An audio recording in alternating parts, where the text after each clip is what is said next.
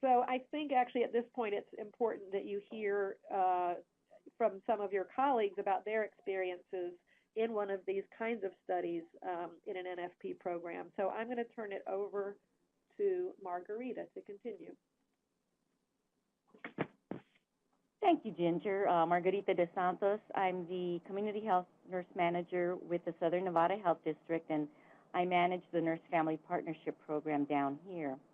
We were lucky enough to get some McVie funding to be able to fund a couple of additional nursing positions in our NFP program.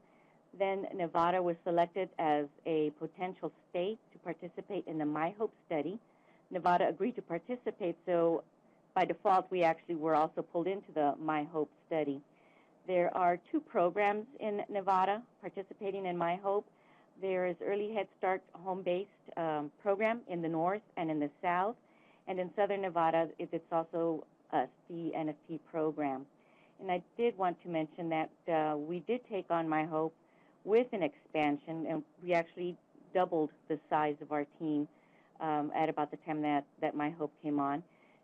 Not only as a result of some of the additional McVie funding, but also because our Board of Health was so impressed with the results that our team was getting in terms of outcomes that they allowed us to add even more nurses.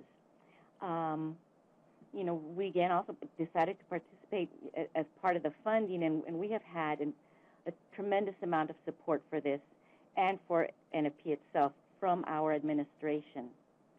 And we felt that participating was very important because we feel that home visiting, as it is a benefit to our families, and feel strongly that home visiting needs to continue and to expand. It's just so important to our community.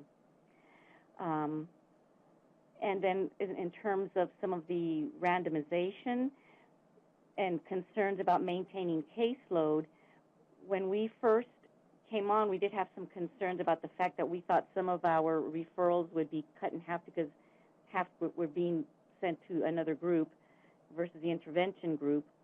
But now that we have reached our goal and we are no longer doing that, we found that indeed that was not the case. I mean, there has been no difference since we've stopped enrolling for the MIHOPE program.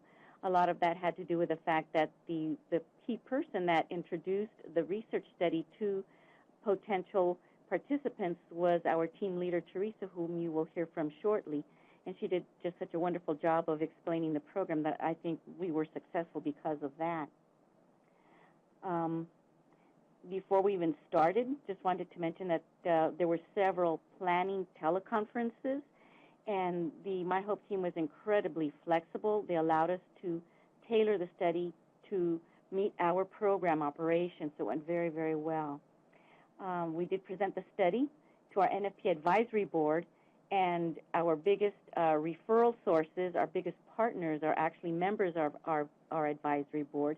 They had also expressed some concerns about the randomization, but we were able to arrange a teleconference with MIHOPE staff during one of our Board of Health meetings in which they were able to answer some of the concerns posed by our advisory board members.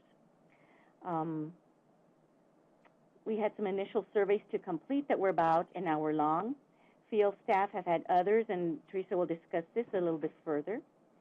We continue to provide updates during our quarterly advisory board meetings, and they have been pleased with what's been going on. We did have a 6-hour in-person training for the NFP staff on MIHOPE. This included topics such as what their roles were, how the study would flow, and how to enter necessary data. Staff were also given a resource notebook or resource notebooks. They each have one that they can refer to as needed. We've just had a tremendous amount of support from the MIHOPE team. We continue with our monthly teleconferences with the MIHOPE staff, in which we provide updates in terms of how things are going, and they are also able to answer any questions that we may have in terms of, the implementation.